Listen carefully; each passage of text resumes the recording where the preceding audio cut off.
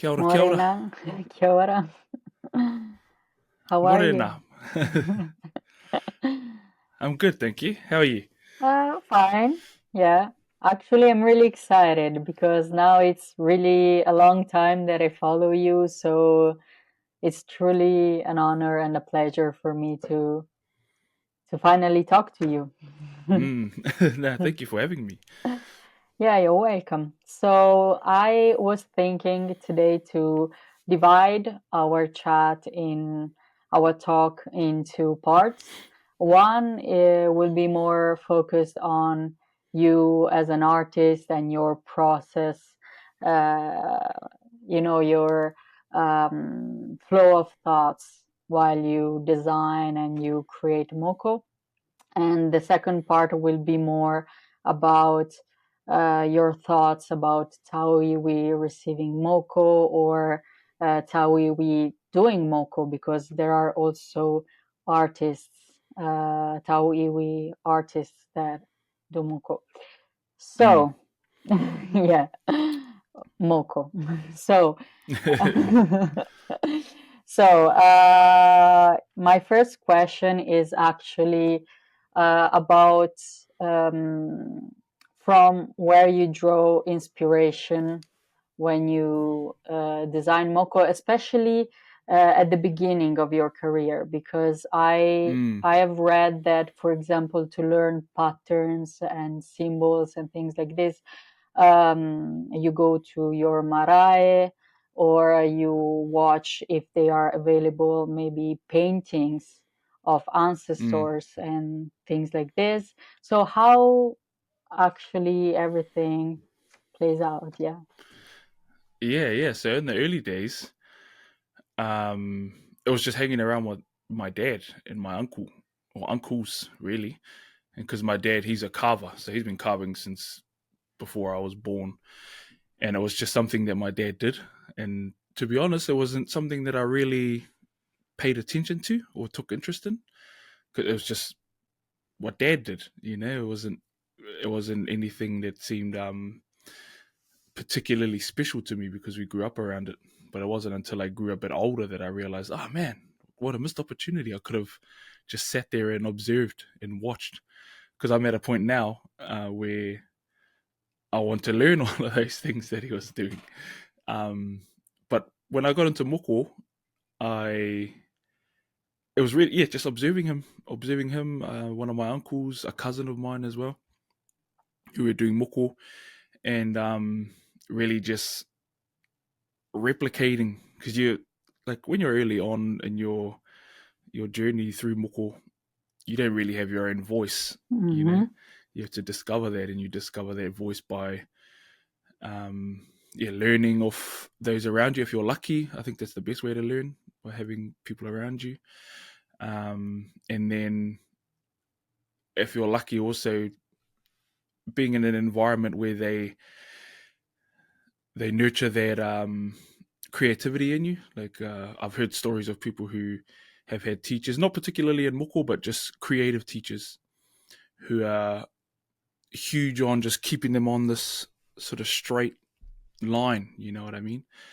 But with my dad, he was really just like, just go for it. Without explicitly telling me go for it, he was just like, oh man, that's cool. That's cool. That's Yeah. different. Yeah, I think Like, just let that's me explore. yeah, I think that what makes a good teacher is actually, yes, showing you maybe what path you can take, but at the same time giving you Mm, space. yes. Yes. That's exactly what happened. And it's funny you bring that up, because just the other day, um, I was sharing stories of like some experiments I was making, but I was listening Yes, I to this saw that. podcast, yeah, with Regan. She was the one. She's an artist as well. I can't pronounce her last name, um, but she was interviewing Darcy Nicholas, who's one of our famous Māori artists, and Rangi Kipa, who was also one of our famous Māori artists. And then Rangi, he's one of my favorites. And there was a part in that podcast where he was talking about, actually, I want to read it out, because I wrote down these quotes that he said. I was like, oh, that's too good not to write down. One was be fearless and diversify your skill base. And I love that because over the years, like as a young teenager, I was interested in all sorts: graffiti, like realism, airbrushing, printmaking, pretty much anything you can think of. And sometimes it felt like I was shooting myself in the foot because I felt like I was spreading myself too thin. It's like, oh man, I feel like everyone around me is like specializing, and maybe I need to specialize, or maybe I'm doing too much. And then I continued like that, and then later on I heard from different artists like skills and techniques are transferable. And now I'm like glad that I went on that journey and I learned all of these different mediums and techniques and stuff, because they really do transfer, and it makes you create something different and something new. And I think actually the sentiment that I like most about Rangi Kipa is he's really for stretching the boundaries and of your craft and creating new boundaries and limits, and and you do that by experimentation, by iteration. You do it by being bold and brave, he says, and being courageous to do those things. And now that I think about it, I think the reason that kōrero resonated with me so much was because that's who I am naturally. And when I was younger, that's what I did. That's why I explored all of those different mediums, stuff like I was just saying. And I found with myself as I grew older, I suppose got less courageous, to experiment and do all of those things. So I'm excited now to see what sort of direction I go with this validation and vindication. Yeah, I mean, I think that probably, I mean, I am from the outside and I could definitely see that you have a very particular style in Moko. Like if I see one of your works, I can recognize it because the style that you have is very um, particular. I mean, there are some details and you pay attention to some things, and all of this makes your Moko very recognizable. But I see it also with other artists, whether in some other cases you can't really tell who made it. So probably what you are talking about really um, was transferred in your work. And about that, actually, I wanted also to make you another question because I've heard, for example, in a podcast where you were guest, that, for example, you heard somewhere that if you use horizontal stripes, they weigh they give an illusion of a larger surface, and vertical ones more elongated. And also in your Moko walkthrough, you really show your flow of thoughts, and you seem to take all of these details outside the realm of Moko and you transfer them there. Or for example, you look a lot to the anatomy of the body of the recipient. So how everything really I mean, does it come out because you are like this, you are really someone who pays naturally a lot of attention on details, or it's something that arrived with time, with experimenting, with, I don't know, maybe being inspired by someone else? How Yeah, everything? no, that's a good question, and it's an aspect of my work that I deliberately focused on, and it came from probably a little bit of it is just natural inclination. Like my earliest drawing I remember doing was the font from Three Ninjas. I don't know if you remember that movie, but there was this cool font on it. And as a kid, I was only like 3 or something, 4 maybe. I wasn't at school yet, like at primary school. And I remember paying attention to the details of the letter, like trying to get it to look like it and sort of identifying, oh, what is it about that makes it look like that? Obviously without those words, but Yeah. I look at, I think about the artwork and I'm like, oh man, that's a pretty observational little kid. And so that was probably natural. And then just all of my interests, like I was saying earlier, they just culminated in this approach to moko. Because growing up, my dad, I said my dad is an artist, but he had these drawings and stuff around the house. And one in particular, he had this drawing of atua Māori or Māori gods.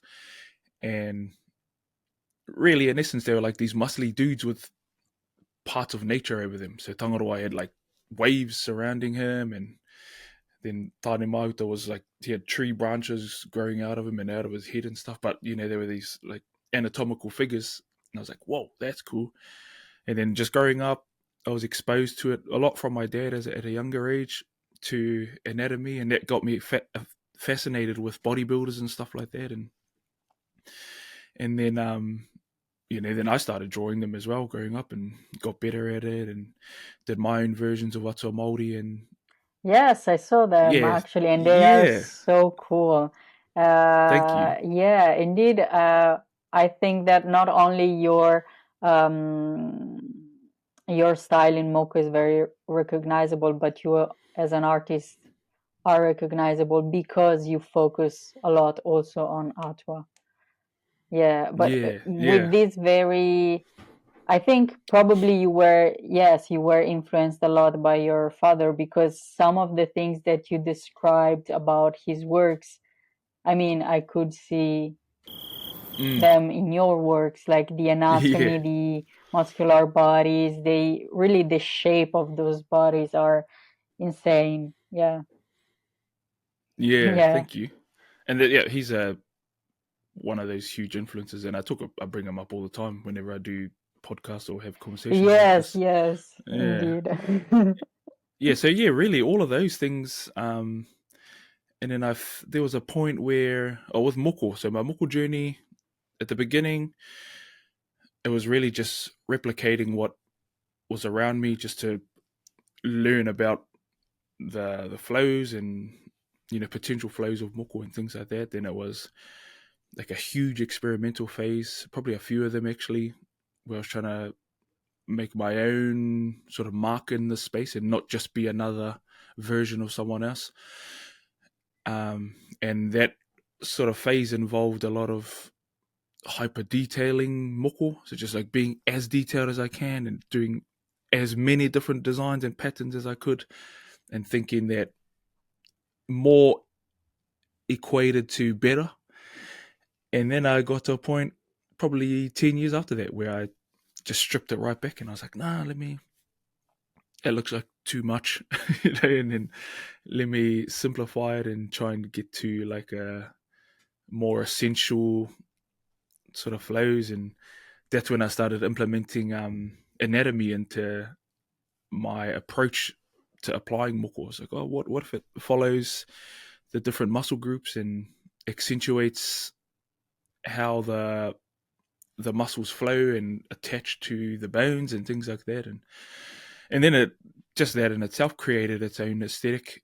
Even though for people who haven't looked at moko before, they'll probably look at the majority of it and go, oh, that looks like swirly patterns. They won't be able to tell the Yeah, I difference. mean, it was like this for me at the beginning, because you are new to these things, and so you are looking at new stuff, new symbols, new patterns, new way of uh, yes, tattooing. So at the beginning, you're like, oh, they look all the same. But then after some time, you really can recognize some symbols.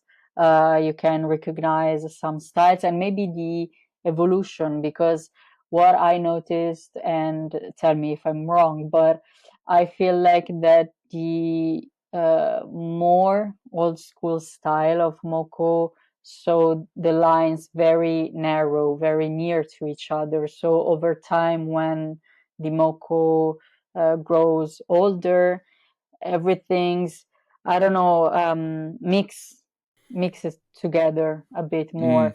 While now I see a lot of artists, and you as well, you leave you leave more space, more breath between lines. So I think that, I mean, for my taste, this plays well for the longevity and how you can read the moko in, I don't know, 10 years, things like this.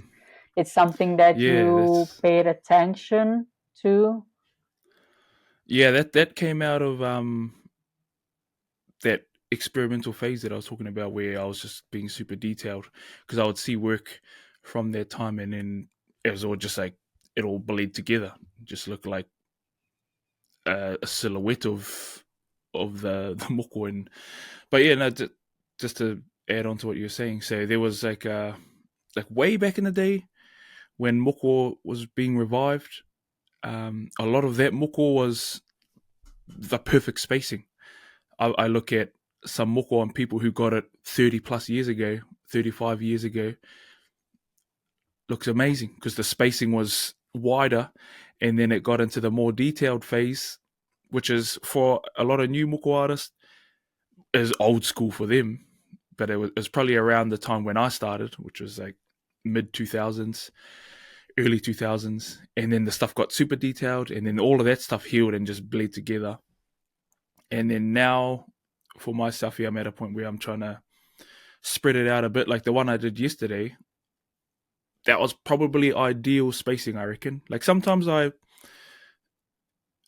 can get lost in the piece and maybe make it a little bit, the lines a bit too close. Not too close where it's just going to blend together over time, but probably not at the right distance to look great or look amazing for 20, 30 years, which for me now is the goal. And I think a part of the shift to doing that was trying not to be trendy, because as you probably would have observed in moko, there are trends, and there's like nothing wrong with being trendy or anything, but for myself, if it comes at the cost of longevity, then it's not worth it. Yeah, for me, I mean, the way I view moko, but actually tattoos in general, is this thing. I mean, they will stay with you for the rest of your life. So, I mean, the really cool thing is that they grow old with you. So it's also nice to see them change with you, because it's inevitable. But of course, you would like to receive a work that in 20, 30 years still looks good. Of course, will not look as freshly done, but it has to look good and be readable. Yeah, that's a big thing. Being able to still see every line that you put in.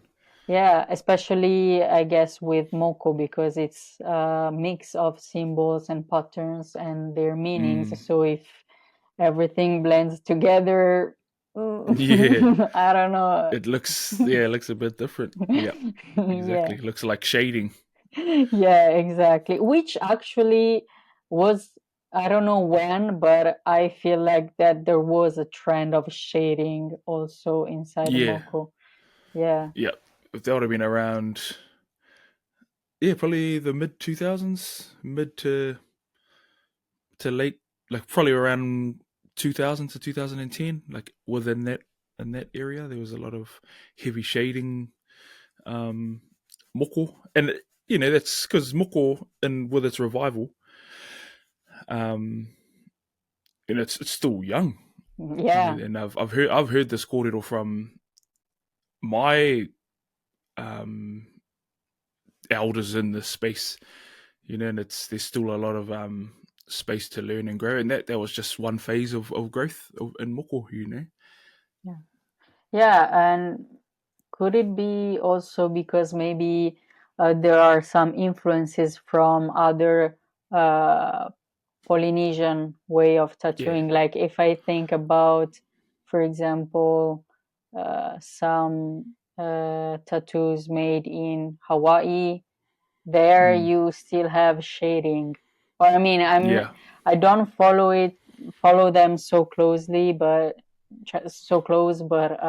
I can see that they use shading pretty heavily. So I don't know if maybe there was some influence and things like this. Yeah, I definitely see that the influence coming from other cultures as well, especially with when our artists and our people started traveling more.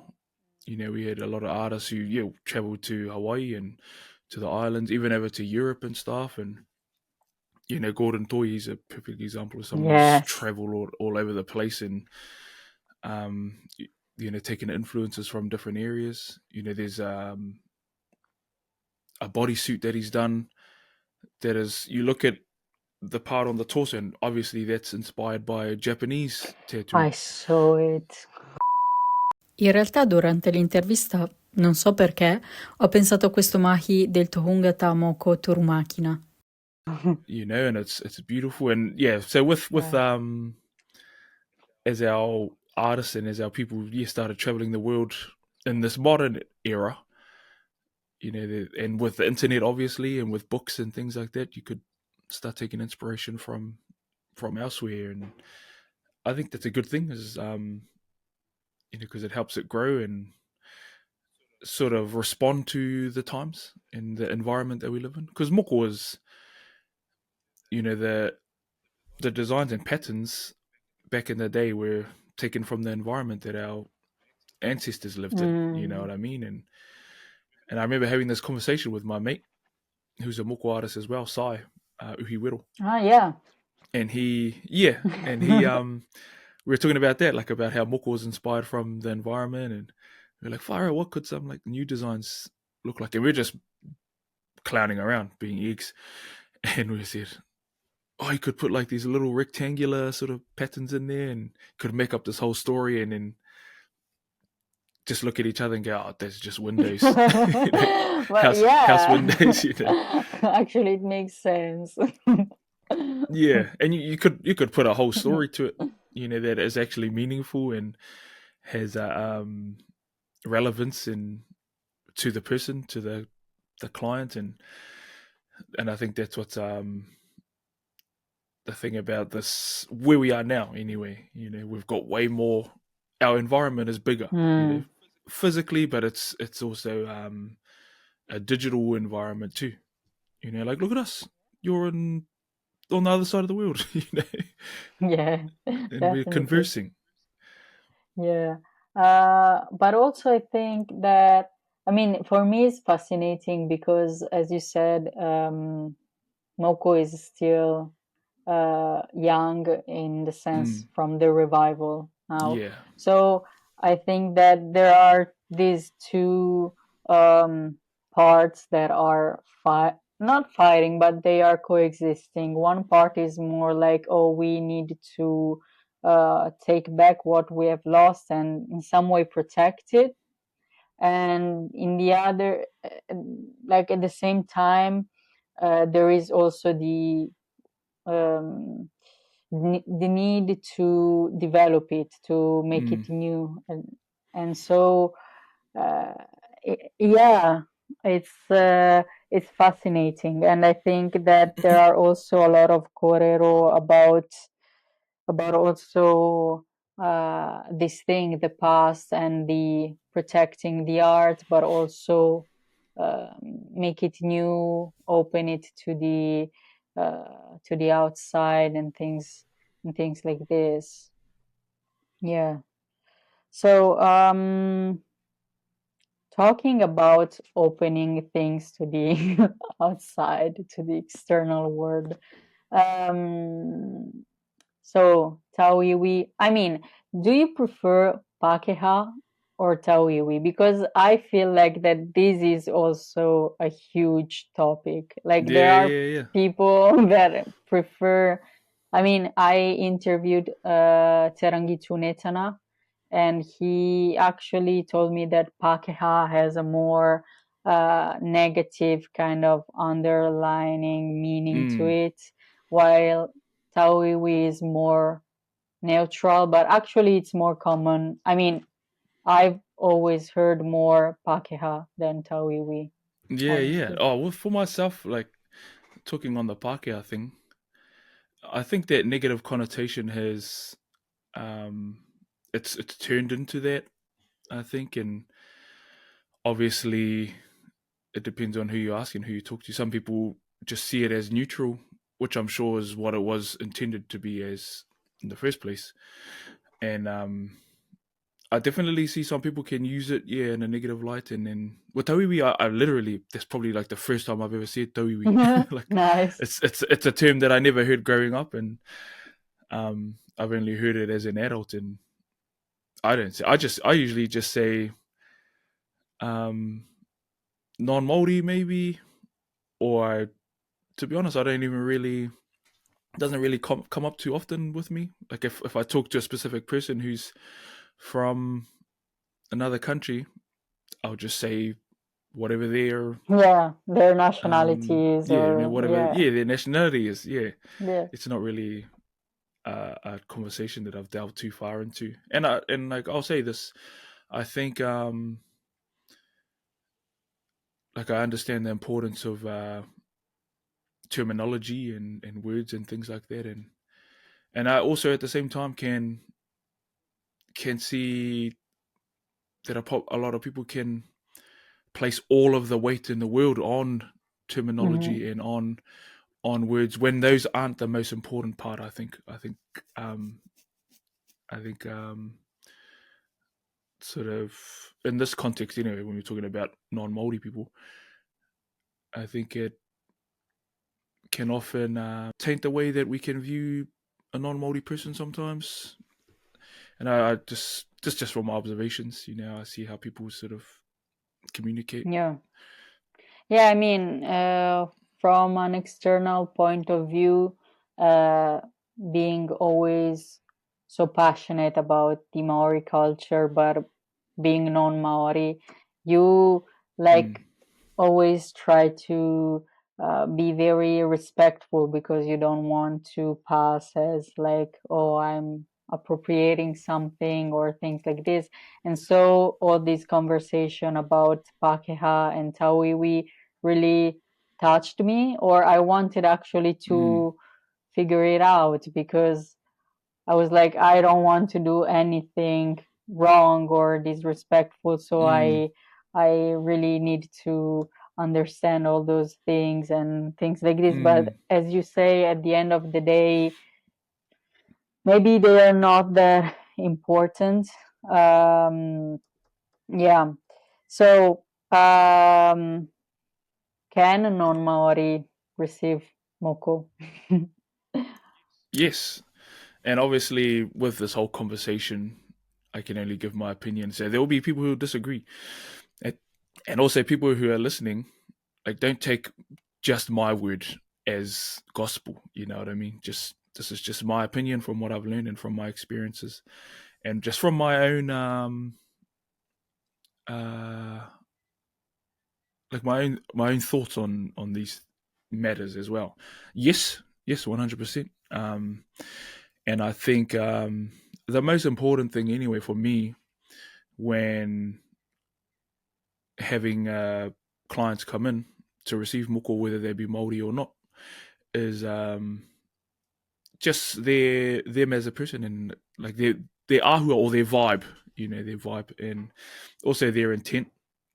Like if I can sort of feel like people come in with a, I don't know, like, with a weird vibe, like a little bit like, I don't know about you, then I won't do them, whether they're Māori or not as well. But if they're a cool person and I can tell they're respectful of it, cool as. And to be honest, like a lot of times, having people like yourself, do more research than my own people, and have more of an understanding on moko and some of the meanings behind moko and even some of the history, and I'm not the only one who says this too. There are some other people in the moko space who I respect who have said this and said things like this as well. And I think that's awesome.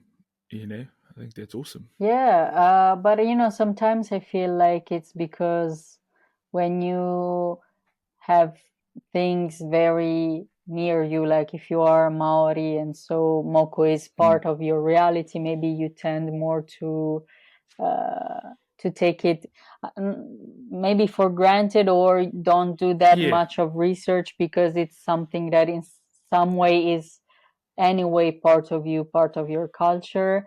I think it's pretty normal sometimes. Like I see it also with my culture. Like I grew up here in Italy, so for me maybe some things I don't really know, even though I grew up in this country. Yeah, I think that sometimes it's easier for people who are more distant to dive more into it, because in some way you are like, I want first to know more about it, and two, I don't want actually to seem I don't know, someone stupid that doesn't know anything about it. And so yeah, nice. But what about non-Maori tattooing moko? Because here in Italy, actually, and is actually the reason why I started my blog, is that here in Italy we often speak about Maori tattoos, and then you see them and they are clearly not Maori tattoos. Maybe they actually resemble more the Tahitian ones or the one from the Marquesian Islands. So they are definitely not Maori at all. Or maybe they are that kind of Polynesian style who like that is a style that takes, I don't know, things from different Polynesian way of tattooing, but I don't know, they don't really even take those symbols. They just mix everything up, and I don't know. The result is something called Maori here in Italy. So the majority of people, when you show them, oh, this is a Maori tattoo, this is a Moko, they would be like, oh, damn. And there are tattoo artists who make those tattoos and call them actually Maori. Like all conversations, it's nuanced, it's not just black and just white. But an easy sort of statement to make, I think, is if you haven't even been here and you don't even know like the stories and some of the histories of moko, then easy shouldn't be doing it. You know what I mean? And which is not to say that all non-Māori shouldn't be doing it. I think there's this concept of being culturally Māori, which is to say you've been immersed in our culture and you've lived with our people and you've learned our ways. Quando Te Haunui ha detto questa frase mi è venuta subito in mente una scena di Avatar la via dell'acqua, dove Tonowari, interpretato tra l'altro dall'attore Maori Cliff Curtis, dice una cosa molto simile. Teach them our ways so they do not suffer the shame of being useless.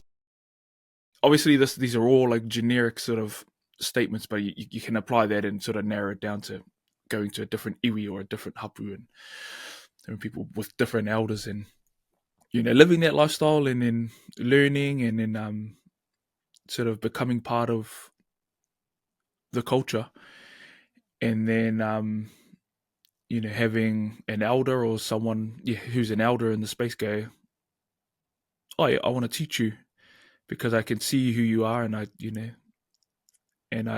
think you can do good in this space, in Moko.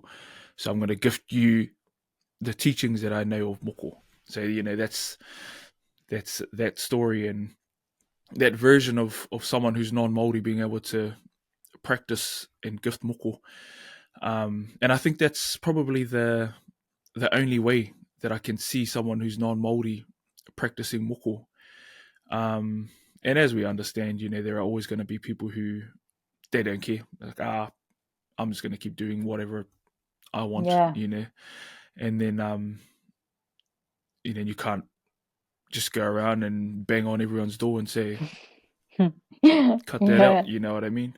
I think the best way to combat it is through education and through, you know, through education really. And people, if they're respectful in their understanding, they'll go, oh, okay, I'll stop doing this.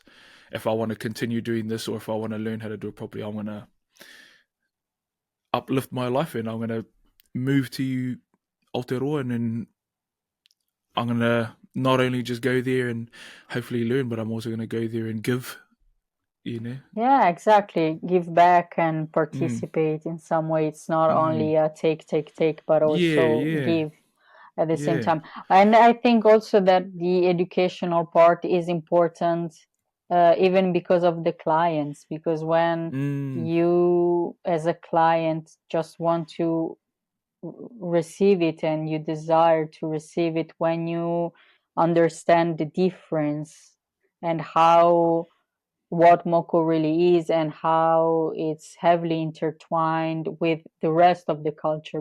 This is something that I heavily spoke on my blog, that it's not only a tattoo in itself, it's really interconnected with the rest of the culture, so you can understand it even more if you also look outside of it, if you don't focus only on moko, but also you look at the atua stories and things like this. Also, even now I see even more weaving patterns inside moko, and so you can see also that connection.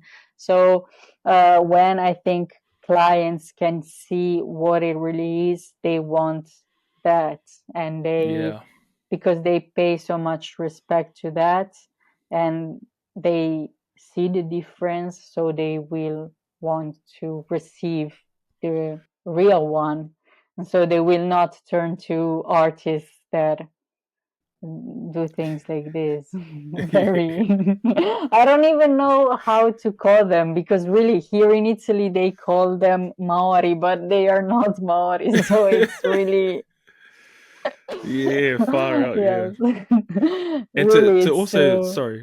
sorry to cut you off, to also sort of pull on that thread as well with you know, non-Māori doing moko, or, you know, wanting to practice it. It also goes the other way too.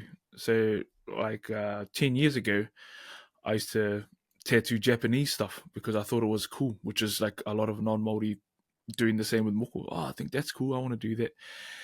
And I'll blame mine on young and naive and stupid. And I grew up and grew wiser and realized, oh shit, what the hell am I up to? I can't tattoo that. You know, I don't even know what. Like I have a basic understanding of what it is from what I've read and stuff, but I don't know. I haven't even been there. You know, so I stopped, and I loved that style of tattooing, and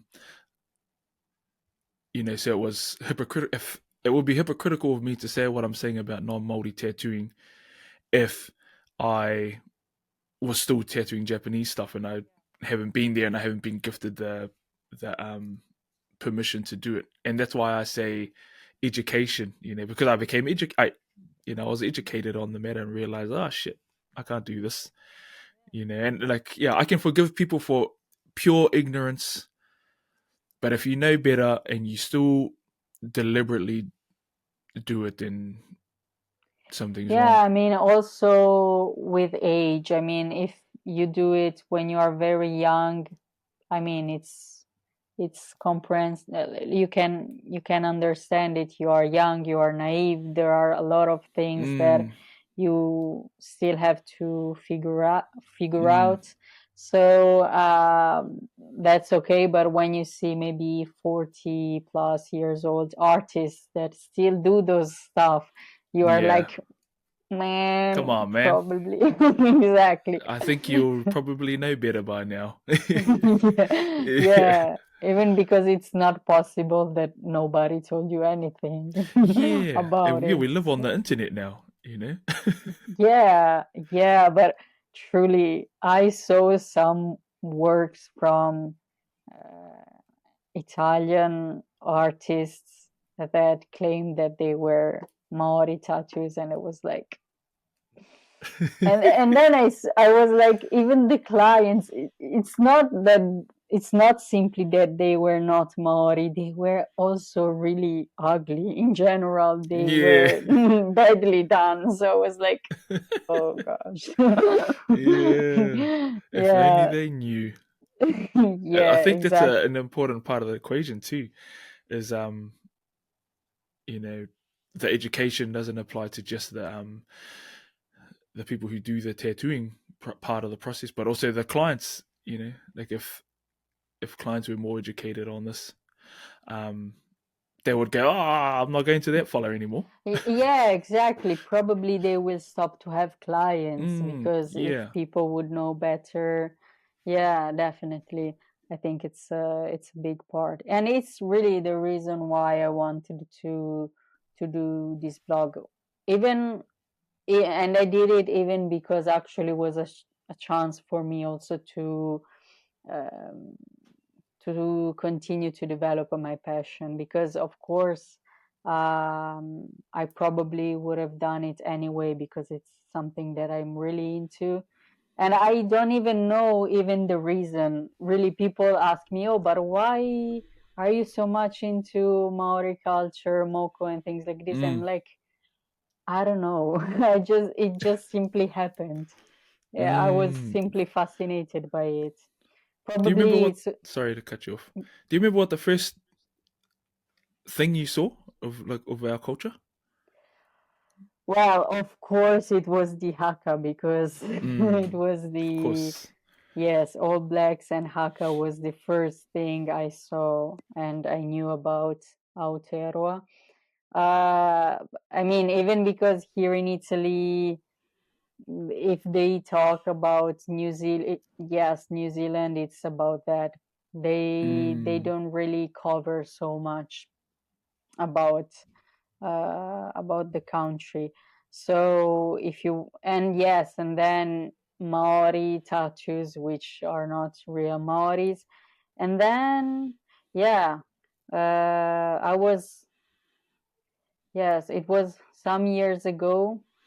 I went back on YouTube and watched some hakas from All Blacks, and I was like, actually, I don't know how it how it happened, but I started to dig more into Moko, probably because I saw them on some players, probably, Yeah. and yeah, and then the rest is history. I don't know. I started to follow some artists and try to understand, like to recognize some symbols, even though maybe I don't even know what they mean, because there are Yeah. no explanations of them. You're not like, oh, what this what does it mean, this, you can't Yeah. find it anywhere. It's that kind of knowledge that you have if you are directly in contact with people who practice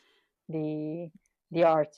And indeed, I don't really speak a lot about them because I don't even know the meanings or how, like, also a curiosity of mine is when you build a moko, the way you place the symbols and the pattern, does it affect their meaning, or their meaning is pretty much the same in any way you use them? Yeah, it's pretty much what you agree with. what you agree to on the day. So, for example, if you came in and you got a moko and you wanted it to represent your family, Italy where you grew up, but also what's your home country called again? Crimea. Actually, it's Crimea. part of Ukraine. But part of Ukraine. yes, but Crimea has also a very distinctive, how can I say, identity, because there is actually the population of Crimea are not, I mean, there are Ukrainians as well, but the native population is Crimean Tatars, which are a totally different ethnicity from Ukrainians. Interesting. Yeah.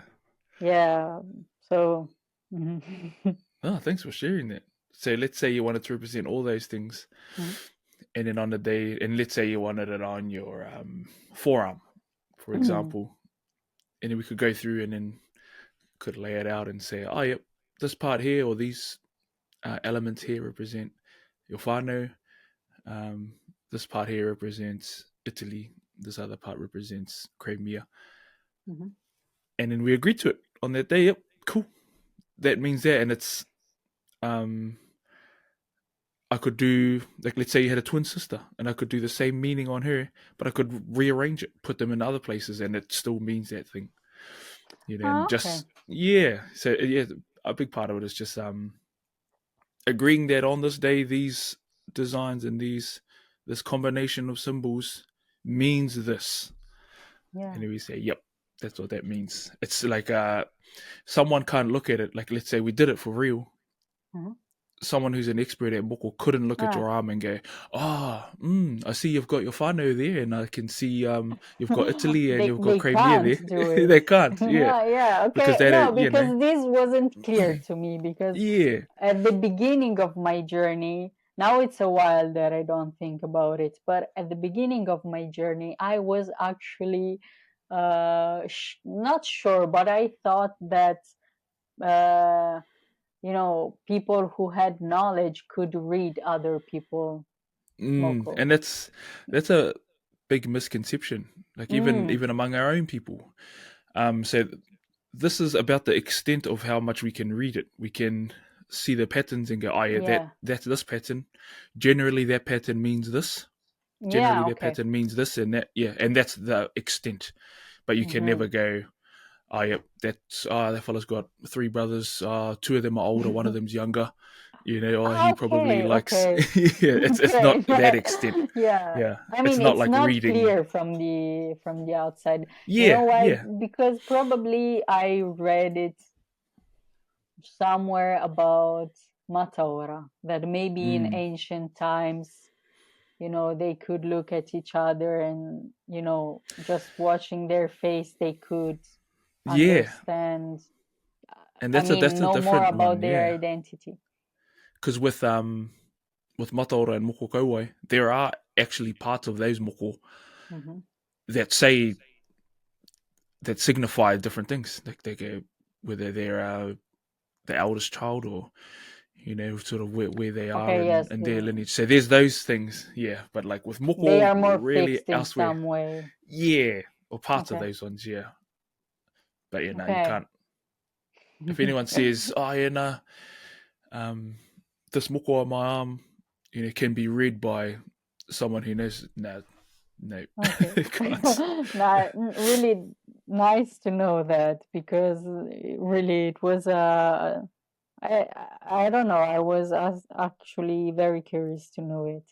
So thank you so much about this. No, you're welcome. I think that's a part of the education process.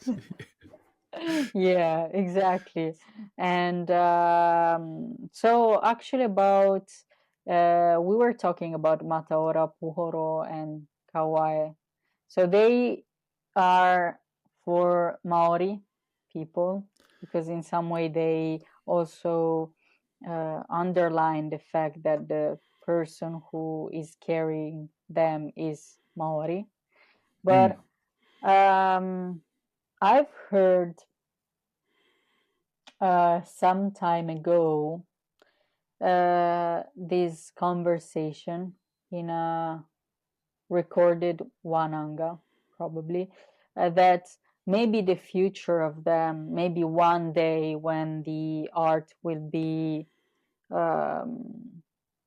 enough safe, I would say, maybe those things could be also gifted to non-Maori, of course, with all the situation and specific things involved. Yeah. What do you think that's about interesting. Yeah, that's a cool conversation. So the first part, and I'm sort of stealing a thing that Turumakina has said, who's a prominent moko artist, and you already know of Very him, prominent. and somebody that I respect highly, which is he says like 95% of the time, but I'll just paraphrase and say the majority of the time, those moko are for Māori only.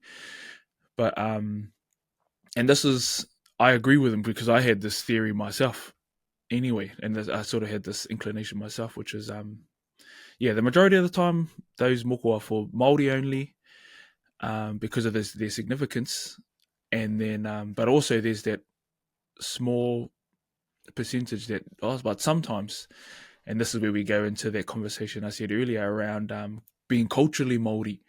You know, you may not be Māori by blood, but you may have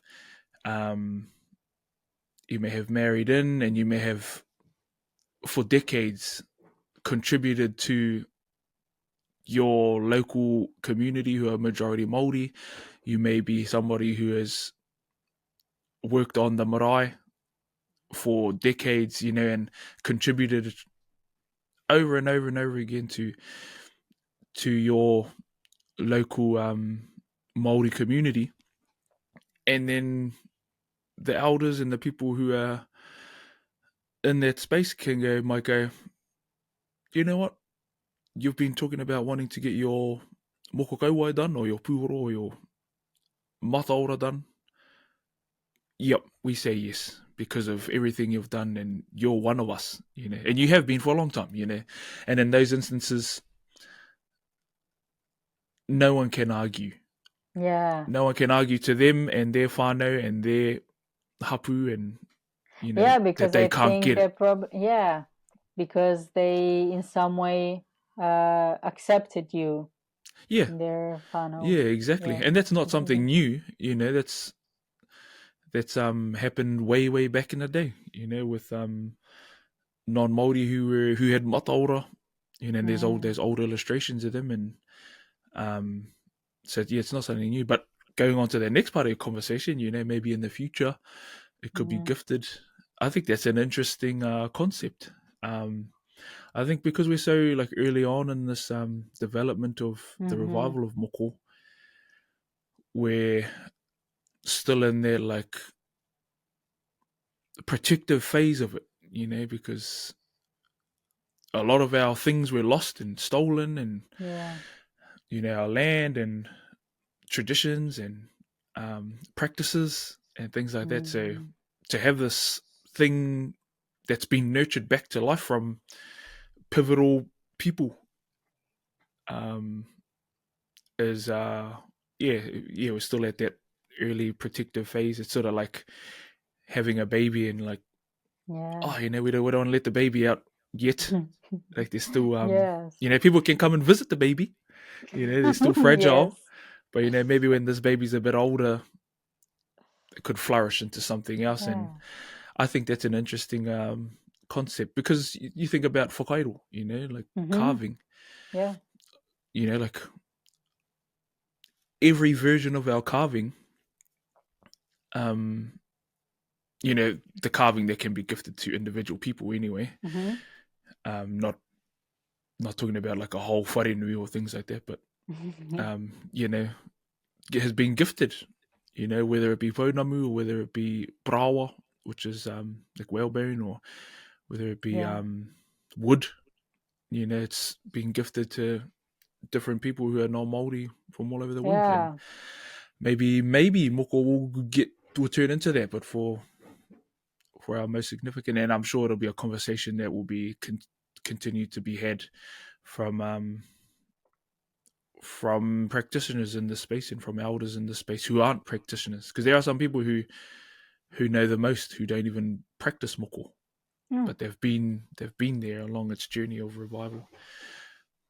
Yeah, I mean that probably will be always an open topic for several reasons. First thing first, because in Aotearoa live both Maori and non-Maori, so in some way there is always this there is always the relationship between two peoples, and also because if you don't talk about that and you just say, oh no, it's only for Maori, and you close yourself, you really close yourself for yes, from the outside, which actually being from the outside is it would be a piety for the rest of the world, because really your art is amazing. So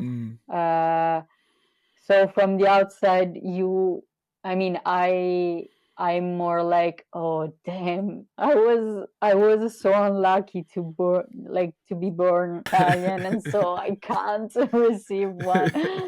Like, it's something that you don't really choose which nationality you are from. Yeah. So yeah, there is, I think, also this part as well. But you know what, also about the political situation right now in Aotearoa, I feel like that this topic is even stronger, because like as we said, Moko had its like revival not so long ago, and now again Maori traditions are once more challenged again from the do you think that I don't know, the future politics could have an impact on the developing of Moko? I'm sure it could in a small way, but I don't think it could ever eradicate it, short go of back yeah, I don't think it could ever be lost again now, because of the internet, really. I think, because pre-internet the voices were few, but now with the internet, we have the whole world can watch, and witnessing sort of back. It's like, no, like that thing is worth keeping. It's a beautiful thing that should be kept. And I think also with the internet too, we are like cultures are blending, and I think although it may not seem like it, I've observed it in certain groups of people and certain people that empathy is also growing. You know what I mean? Because we see people and you sort of gain a new understanding of them from sometimes watching people's intimate and personal lives, and you gain a new respect and go, oh man, that's cool, that's beautiful. And I think all of those things sort of add to making it unable to be destroyed or insanely difficult to be destroyed. So I don't think it will disappear. Even because there are records now, like all the for example, just the Instagram pages of the artists where they have uploaded thousands of works. They are there. I mean, that's true. We have access to that.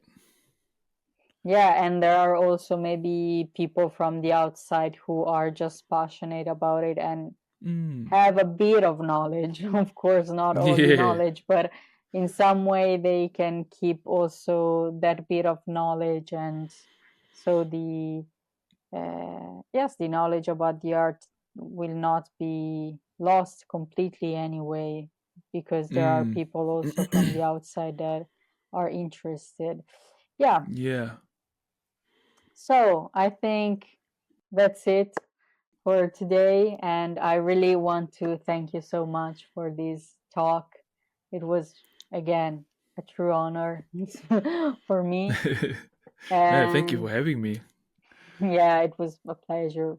And I don't know if you want to give a message to the followers of the blog who are non-Maori, so maybe some tips on how to approach if they want to receive Moko one day.